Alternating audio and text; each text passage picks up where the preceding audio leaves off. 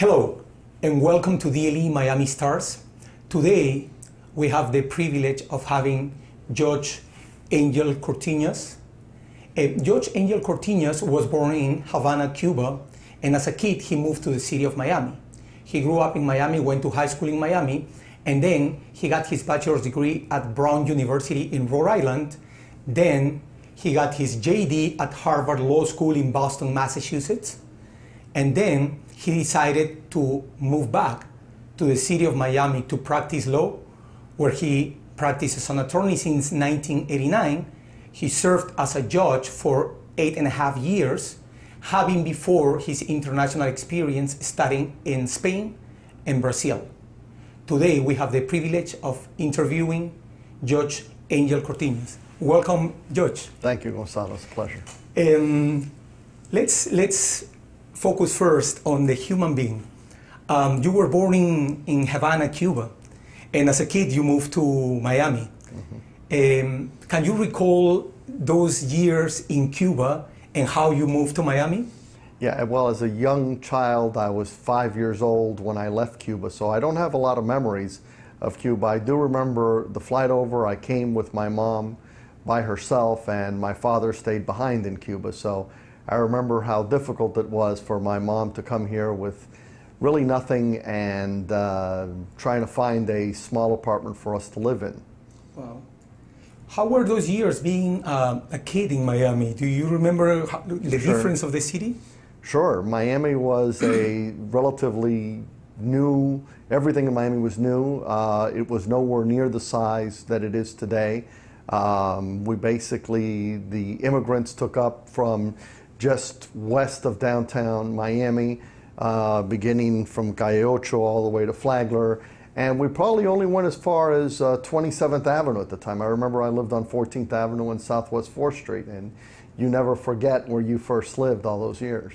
Do you ever think Miami was going to become the huge city that it is right now? I don't think anybody ever thought that at the time. We thought it was a great city and a wonderful place to be at, but I don't think anybody ever envisioned the growth of Miami. Let's talk about your education. Your education is really impressive. You went from Miami, you went to high school in Miami, and then you went to Brown University in Rhode Island, and then you went to Harvard Law School in Massachusetts. So you had the entire Ivy League experience.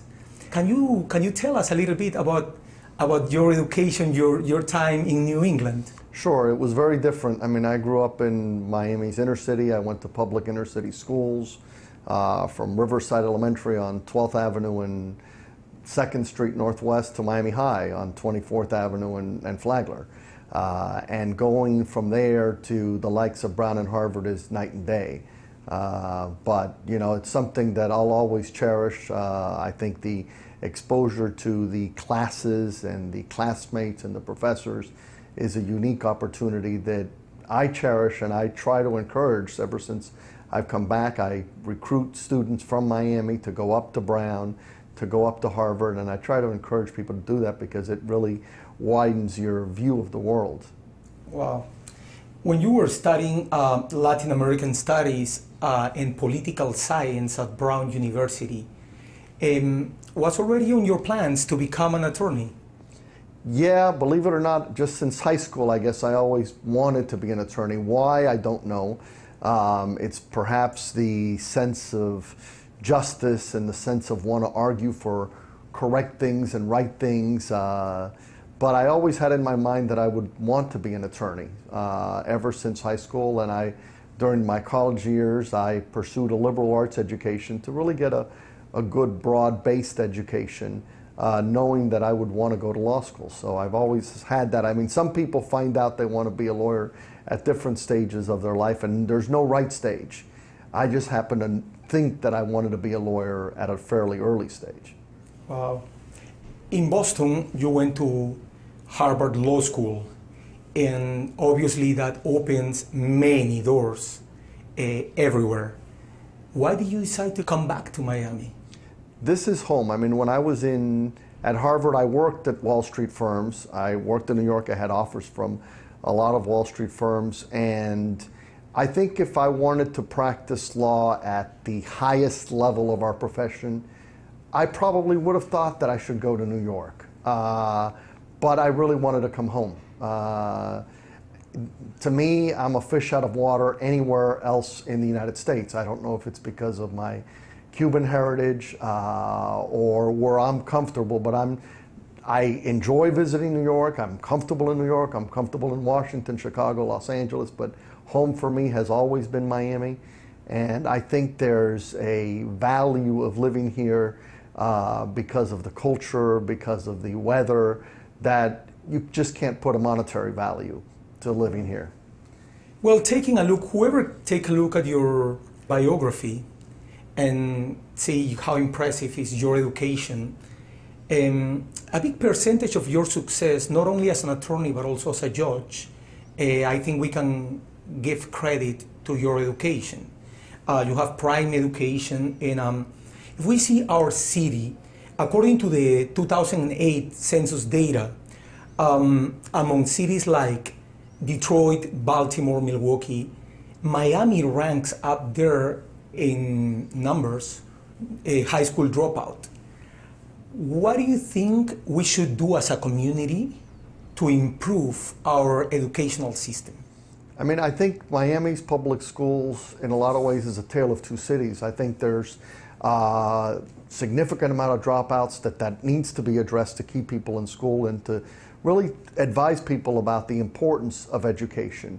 But within the same school system, you have a wonderful gifted program, an honors program, and AP courses. And I have a daughter who's a senior in high school at Mast Academy Public School in Miami, and she's attended public schools since the beginning until now. And I think the the AP programs and the gifted programs and the magnet programs at Dade County Public Schools are some of the best in the country. So I think we've got to focus on both, but the statistics don't tell the story of really how great our public school system is at the highest levels. Wow.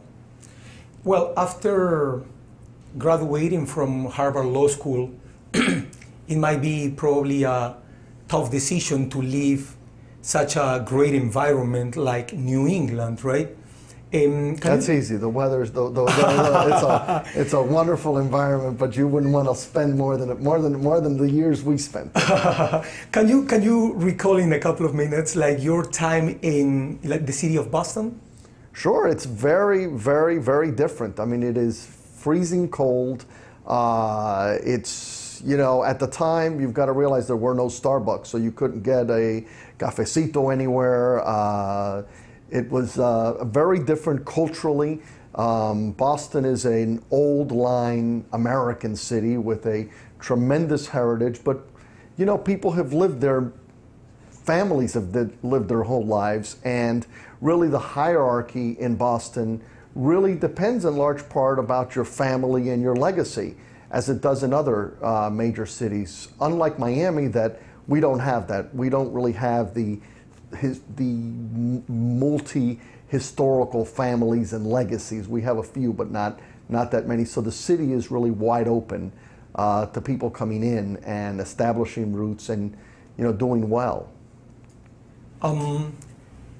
Your case is a very sui generis case because of you've had a very unique education. You've had the Ivy League experience, the best schools, but also you took the time to experience the education abroad. You went to the University of Córdoba in Spain, and you also went to the Universidade Católica in Brazil.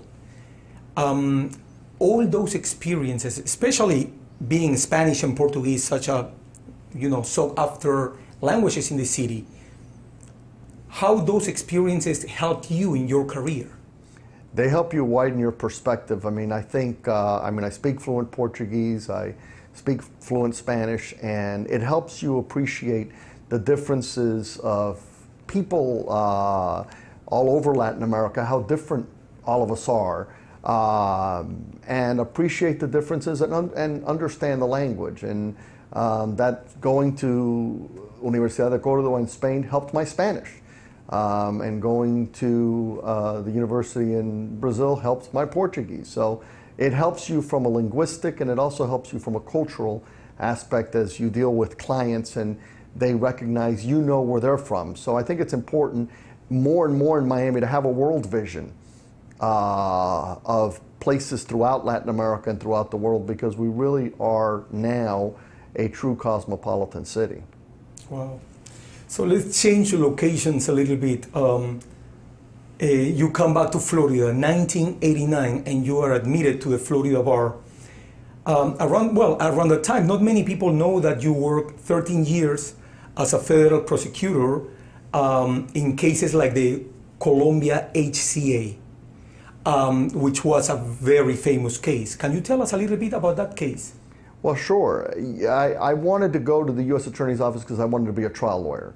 And fortunately, I had mentors who told me, look, the only way to be a trial lawyer is you've got to try a lot of cases, which is why I went to the U.S. Attorney's Office. And while there, in the 13 and a half years I was there, I focused on fraud cases and the most complex fraud cases. I mean, we're fortunate in Miami, while we may not have the top tier civil cases that New York has, we have the top tier criminal cases in the U.S. Attorney's Office in Miami, and the Colombia HCA case was no exception. It was the largest fraud case in the history of the United States.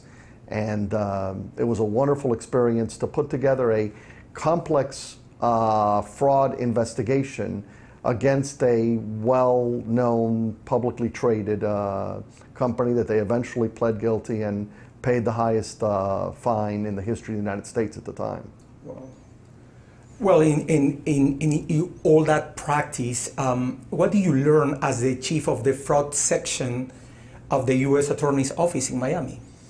I learned how to put fraud cases together, what prosecutors do to put fraud cases together, how thorough you need to be. People think that, oh, you just go and you get some documents. Well, documents don't talk. Documents aren't your witnesses. You need witnesses, you need documents, and how thorough you need to be. And that's helped me a lot in my practice as a civil litigator, to understand the importance of documents, to be familiar with the documents, and be able to now defend those fraud cases that the government puts together, as well as represent clients in complex litigation.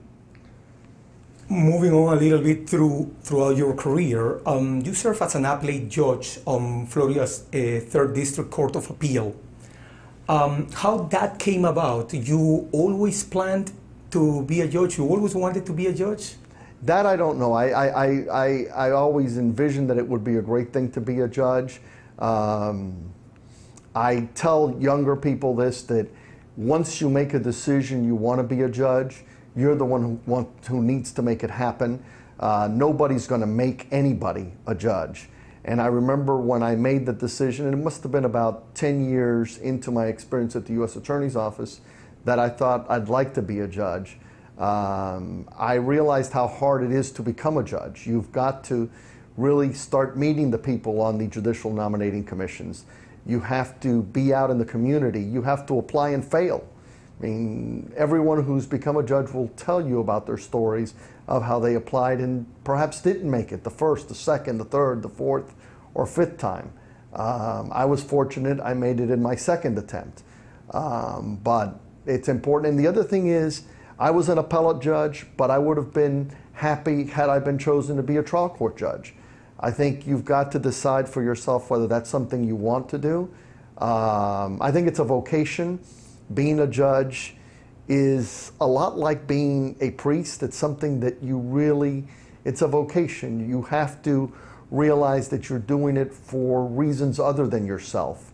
And in my case, I really believe that I'm doing it to serve the community that I've loved. And that's what I've done. I mean, I spent 13 and a half years as a prosecutor, 8.5 as a judge, and that's been the bulk of my career in public service. And now, toward the middle and end of my career, I intend to focus on private practice. Wow. And what is the most important lesson you've learned from the experience of being a judge? I think it's what makes a good judge as opposed to a bad judge, and that a good judge has to set aside his or her personal feelings and follow the law. And I think that to good judges, that comes naturally. To bad judges, it doesn't come naturally or doesn't come at all. And lawyers and citizens who are before bad judges, they can tell. And if you have your personal biases and your personal opinions influence the outcome of a case, well, then you're not a very good judge. So I think that's what I learned. I was fortunate that in my colleagues in the 3rd District Court of Appeal, I saw good judges. I saw judges who followed the law, and I was very fortunate in that respect because it's been a great court. We know you were involved in the famous case of the Tequesta Indians in Miami. Not many people know about that case. Can you tell us a little bit about that case? Sure. I was the mediator between the City of Miami, environmental and historic preservation groups, and the developer that were building the Met Square complex in downtown Miami. And we're fortunate that it was the entertainment complex of the 4 buildings in the Met Square development. And as they were digging it out, they found evidence of a Tequesta settlement in a series of post holes that were in the limestone in that area. And I guess we were also fortunate that some of the post holes that were in a circular fashion and evidenced a very historical, significant presence of an ancient civilization here in the city of Miami. We were able to preserve 2 of those circles and showcase them to the public within the complex. So when it's built, they'll be on opposite corners of the project. One will be a circle enclosed within a museum and another in a public area of the complex. And I think it's going to really, it's probably one of the very few cases that we found developers, the city, and the historic and preservation groups all come to agreement to think this is a great result for all of us. So I'm proud of it. It happens in a city that I love and I cherish, and I like it when the City of Miami calls me on these big cases to try to help them and help our community. Wow. A young attorney might be watching this interview. If you have to recommend, what would you say are the most important traces of character that a judge must have? That a judge must have, I would say integrity. And it goes back to what I was saying before. I think, you need judges to be patient. You need them to be thorough. You need a lot of good qualities like that. But I think integrity is the most important, because if you don't have integrity, then you have nothing. Then the rest of it doesn't matter. It doesn't matter how patient you are or how thorough you are. If you don't have integrity, you have nothing. So I think as a judge and also as a lawyer, I think people need to understand how important integrity is. That when you speak, everybody knows that you're being honest, you're being sincere, and you're following the law. And that helps me in the mediations I do, in everything I do. And I would tell the young folks that focus on their integrity and their character, because that really is their brand. And that's how they preserve their reputation. After now you are talking about the young folks, after many years as a judge, what do you think is more important, the knowledge of the law or your capacity for interpretation and decision? I think they're both very important. I think you have to know the law, obviously, but I think your capacity for judgment is very important as well. So I think it takes experience, and I would say that they're both important, and you can't do one without the other.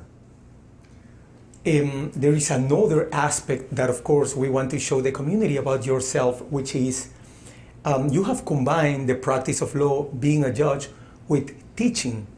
You have taught at the Florida International University and also at the University of Miami. So you've been close to the students, especially the law students, right? So what would you say now that the law is changing so much, the practice of law? what would you say right now would add to better the training at law school? What do we need to add as a community? I think honestly, law schools need to focus more on education and knowledge of the law and broad-based understanding and less on training. Training should come from the law firms. Training to pass bar examinations should come from training books and organizations that do that. And law schools need to teach broad-based knowledge of the law. I used to tell my students when I taught Florida constitutional law, which was a very difficult subject, that if they were taking it to pass the bar exam, my class anyway, they're taking it for the wrong reasons, because I'm not going to teach them how to pass the bar exam. You've got to think like a lawyer. And I think law schools in large part are missing the boat. They're focusing on their bar passage rates and their role as trainers as opposed to their role as educators. And I think students need to know that there's a difference, that when they pay for law school education, they really have to focus on being educated about many, many, many different subjects and areas of the law, as opposed to a trade school or a training that hopefully law schools shy away from. Practicing law, being a judge, and also teaching at the university definitely give you a vision of the whole panorama of the practice of law in the city.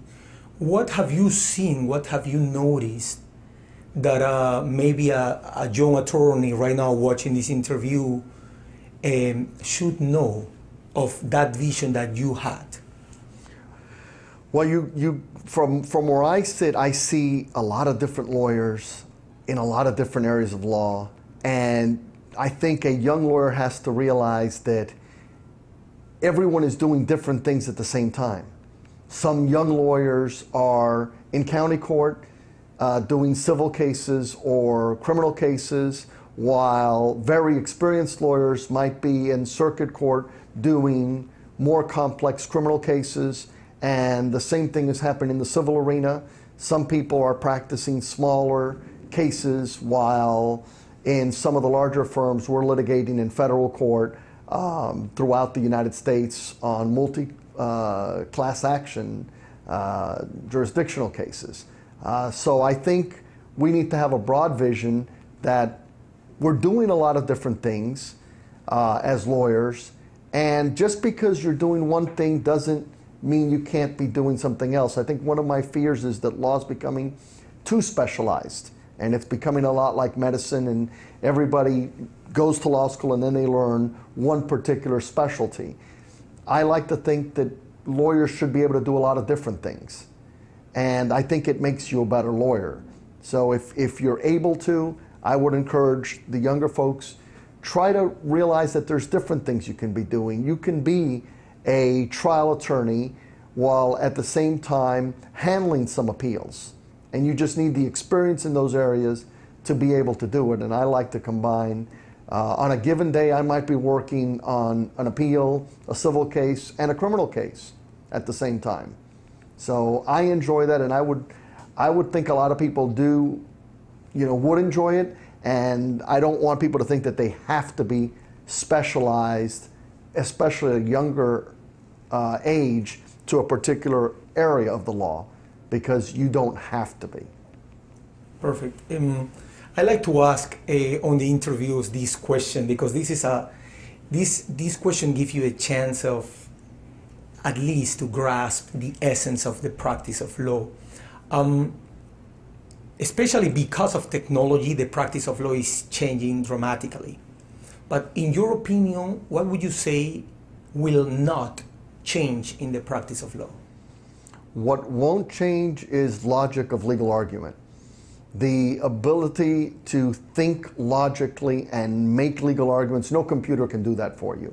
So technology is never going to replace the ability to think through logically, at least for a litigator, and also as a contract attorney, what's important in certain contracts. And logic is probably the most important gift that lawyers have, good lawyers have. and the ability to make cogent and logical and persuasive arguments. I don't think a computer, I don't think technology will ever replace that, and I think that's important for people to realize, and that goes back to what I was talking about, education, that the law schools, that's where they can really make an impact on young lawyers' minds. Wow. Now, let's change the topic a little bit, the topic that I know you are very passionate about, which is the city of Miami. Mm-hmm. I'm going to quote journalist Marco Cabrera. He said, in the 19th century, New York experienced such a big movement of energies that the city became one of the most important trading centers in the world. Miami right now is having that same movement of energies. We don't know what Miami is going to become, but we have seen the results of New York. Do you think Miami can become the next New York? Absolutely. I have never, in all the years I've grown up here and been a part of this community, I've never seen Miami grow as fast as it's growing right now. I mean, we're now at 600 Brickell, and you look around us, and the growth on Brickell is like nothing anyone has ever seen. The growth of the Hispanic communities in Miami, I mean, when I grew up, it was mainly Cubans, then some Nicaraguans. Now it's entirely Latin America, worldwide. We're seeing growth everywhere. We are the hottest city in the Western Hemisphere, bar none. There's no city that compares right now in the Western Hemisphere with Miami's growth. And I've come from all over Brazil, South America, Central America, and North America, and there's not another city like Miami. So we're really at a very exciting time in Miami's economic development, where I think we are the capital of the Americas, but our position is going to strengthen from here on out, and it's going to be much more exciting going forward. Wow. Coming from your Hispanic heritage, how do you see the mixture of cultures in Miami? But well, I think that's what makes us. It's our diversity is what makes us unique. And that's what's more exciting about this city than any other city in the world. I don't think any other city in the world has the mixture of Hispanic communities that we have and the appreciation we have. We can go to a Colombian restaurant, a Venezuelan restaurant, an Argentine restaurant, a Brazilian restaurant. We can go to events that affect our communities outside of culinary events, cultural events. It's an understanding of how different we are, but yet how similar we are. Many of us speak a common language, and we get to interact with each other like we never have. And we have that opportunity doesn't exist anywhere else in the world. Nowhere other than Miami can we interact with so many cultures on a given day within minutes. So it's what makes Miami unique.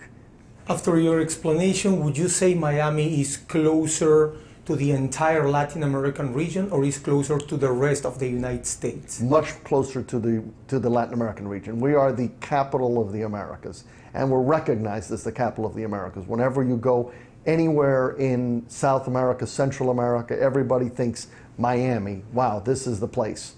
And the rest of the country, we're a part of, obviously. It's exciting to be in the United States of America, and we all need to be proud of that, but we need to recognize that we are much more aligned with, our future's much more aligned with the South Americans, the Latin Americans, the Europeans, than it is with the rest of the U.S. economy. And I think in businesses we're seeing it, in law firms we're seeing it. Our growth plans for the Miami area are different than they are in any other offices in Florida or anywhere else. Wow. Well, you are talking about the growth, and obviously we are in Brickell 600, and Brickell is kind of like the spine of this huge development that we are seeing in the city of Miami. Around this area, buildings are growing like mushrooms.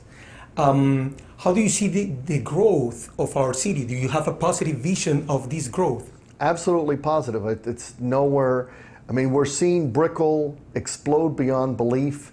After Brickell grows to where it's going to grow, because it's clear these buildings are going up, I think the next phase will be in downtown. Downtown has to catch up to Brickell. Right now, Brickell is years ahead of downtown in development and excitement, and Brickell's combined living as well as working, probably better than any other area of Miami that you can do both together. So I think we're at the beginning of something very special that's going on in the downtown area. And we've got to thank a lot of our political leaders who really have that vision. Sometimes we sit back and we think it just happened magically. We've got a lot of great people at the City of Miami Commission who've really had this vision, and they've done everything possible to encourage international development into the City of Miami. And things don't just happen. There had to be people in high places that have encouraged those. So I can tell you just about everyone on the Miami City Commission has been instrumental in doing that. And Judge, one last question about our city. How do you see the city of Miami 20 years from now? I see it as the most exciting city in the United States. I think people are going to look at New York, and New York is still going to be the largest financial center of the United States, but I think Miami will be the most exciting city in the country. I think Miami is everybody. Right now, we are getting there, but I think Miami will be the most exciting city in the United States. We're going to surpass everyone. I think Los Angeles will not be nearly as exciting as Miami will be. It's great to be in Miami, right? I think it's wonderful. Judge, thank you very much for the interview. Right, thank you. My pleasure. Thank you.